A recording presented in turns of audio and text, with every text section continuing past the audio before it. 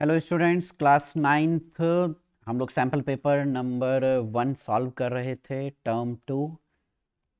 ठीक है, हम लोगों ने इसके क्वेश्चन नंबर 1 to 12 सॉल्व कर लिए थे और अब हम सॉल्व करने वाले हैं इसका क्वेश्चन नंबर 13। ठीक है, क्वेश्चन नंबर 1 to 12 में किसी तरह का कोई डाउट हो तो मुझे इन्फॉर्म कीजिएगा। ओके, चलिए रीड करते हैं नेक्स्ट क्वेश्चन। ये क्वेश्चन है हमारा, the radius and the slant height of a cone, इनका रेशियो दिया हुआ है आपको 4:7। If it's curved surface area CS से उन्होंने आपको दे दिया है 792 सेंटीमीटर स्क्वायर। आपको इसका डायमीटर फाइंड आउट करना है। देखिए यहाँ बात हो रही है एक कोन की। ठीक है, मैं ऐसे एक डायग्राम बनाने की कोशिश कर रहा हूँ। ठीक है, देखिए ये हमारा एक कोन है, थोड़ा अलग टाइप कोन बन गया है, ध्यान रखिएगा। राइट सर्कुलर कोन होना चाहिए आपका, और कुछ हद तक ये राइट सर्कुलर कोन हो रहा है। आप इसको 90 डिग्री एज्यूम करेंगे तो ये आपका राइट सर्कुलर कोन कहलाएगा। ठीक है, इसमें जो रेडियस दिया हुआ है आपको वो 4 और स्लैंट हाइट L, ये आपका L होती है इसमें, और ये आपकी रेडियस होती है। ठीक है, ओके, तो इस तरीके से आपका एक कोन हो गया। एक डायग्राम पे मत जाइएगा, रफ डायग्राम बना हुआ है। ठीक है, देखिए क्वेश्चन में आपको क्या दिया हुआ है, देखते हैं। रेडियस तो आप लिखेंगे let radius is equal to 4x and slant height is equal to 7x। अब मैंने ये ऐसा क्यों लिया है, आप चाहें तो 4k 7k कुछ भी ले सकते हैं, क्योंकि आपको गिवन में जो है वो ये है कि R/L इज इक्वल टू 4/7, ये दिया हुआ है, इसलिए मैंने ये डेटा एज्यूम किया है। ठीक है, अब देखिए आपको क्या निकालना है, it's CSA curved surface area. देखिए तो CSA of cone is equal to formula होता है πRL। ठीक है, पाई का वैल्यू आपको ऑलरेडी दिया हुआ है, पाई नहीं है, आप चूंकि यहाँ एक 7 दिख रहा है तो मैं 22/7 लेता हूँ। आर की वैल्यू आपकी 4x हो गई, और हाइट आपका हो गया 7x, और ये जो डेटा आपको दिया हुआ है ये 792। ठीक है, इस 7 से आपने इस 7 को कट किया। अभी एक बच्चे ने कहा था कि थोड़ा सा कैलकुलेशन को और थोड़ा सा डिटेल में एक्सप्लेन किया कीजिए, तो मैं थोड़ा सा और डिटेल में करने की कोशिश करता हूँ। देखिए आप इसको थोड़ा सा समराइज़ कर लीजिए। मैं 4 और 22 को नीचे डिवाइड करूँगा तो हमारा ये x हो गया 792। देखिए इस 22 को नीचे ले जाइए और 4 को नीचे ले जाइए, तो x इंटू एक्स, यहाँ ये 2x बच रहे हैं तो इनको आपने मल्टीप्लाई किया x², और यहाँ ये हो गया आपका 22 इंटू 4। आई थिंक समझ में आ गया होगा आप लोगों को। नाउ अब आप क्या करेंगे, सबसे पहले या तो 11 से कट कर दीजिए, सो 11 2 ज़ा 22, 11 7 ज़ा 77 और 2।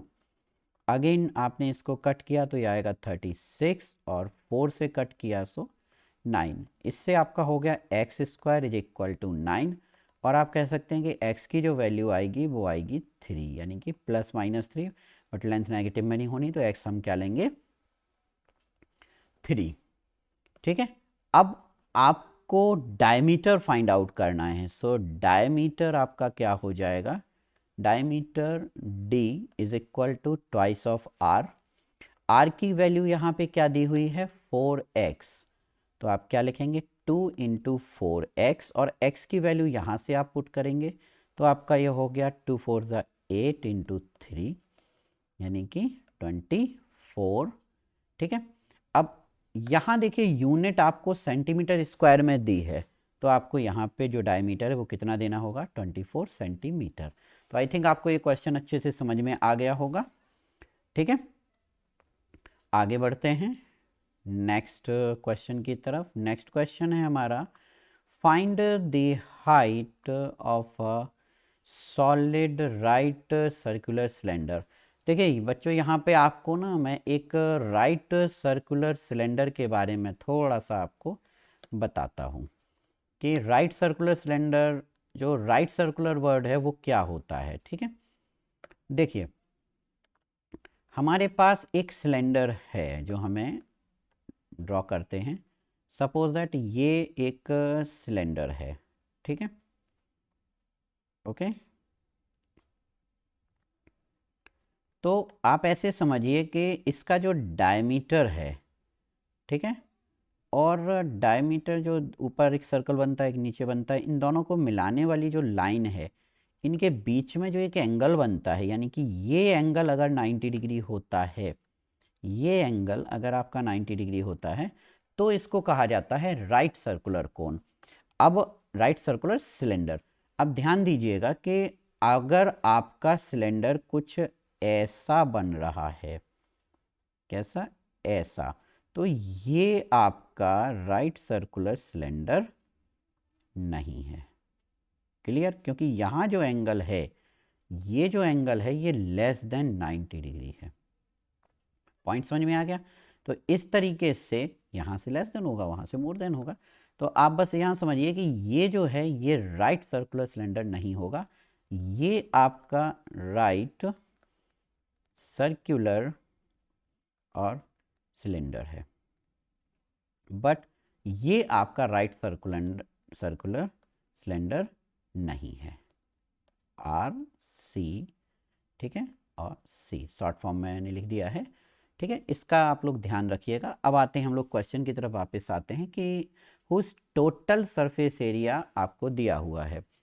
देखिए total surface area of right circular cylinder कैसे निकालते हैं, आप लिखिए T S A of right circular cylinder, ठीक है, is equal to C S A of right circular cylinder plus 2 into top जो आपका एरिया है, जो आपको ऊपर एक सर्कल दिया हुआ है टॉप पे और एक आपका बॉटम, आपको इनका एरिया जो दिया हुआ है वो लिखना है। ऊपर ये सर्कुलर पार्ट है तो ये हो गया आपका पाई आर स्क्वायर, और नीचे भी है आपका, ये हो गया पाई आर स्क्वायर, और जो इसका सी एस ए हो गया वो हो गया 2 पाई आर एच, क्योंकि ये हाइट एच है और ये जो रेडियस है वो आपकी आर है, ठीक है।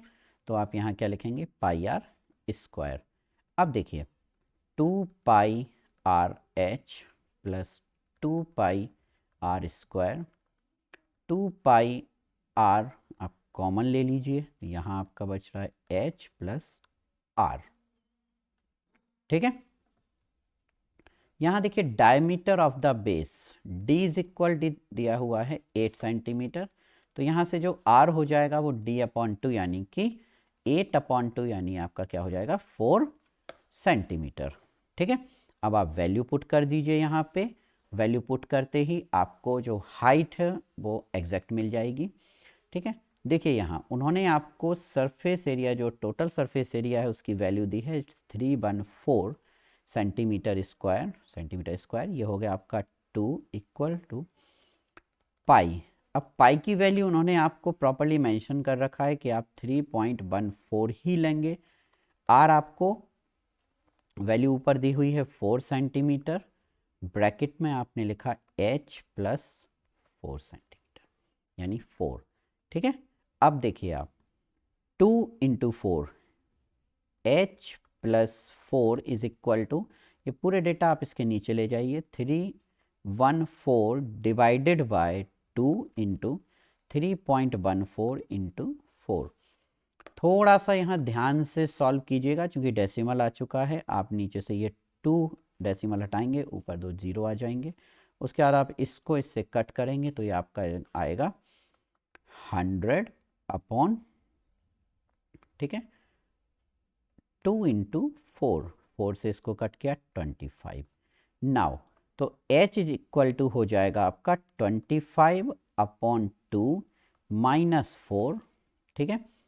आप यहाँ से इसको सॉल्व कर लीजिए, 102.5 माइनस 4 ओवरऑल आपका आ जाएगा 8.5 सेंटीमीटर, और ये आपकी हाइट हो जाएगी इसकी, तो आई थिंक आप लोगों को ये क्वेश्चन समझ में आ गया होगा। अगर आपको लगता है कि किसी तरह की कोई दिक्कत है, ठीक है, राइट सर्कुलर सिलेंडर प्रॉपरली आपको समझ में आ गया होगा।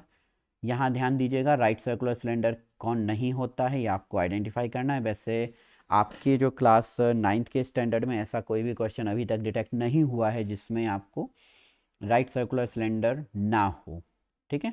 बाकी बेसिक फार्मूले हैं जिनको आप लोग सॉल्व कर सकते हैं, ठीक है।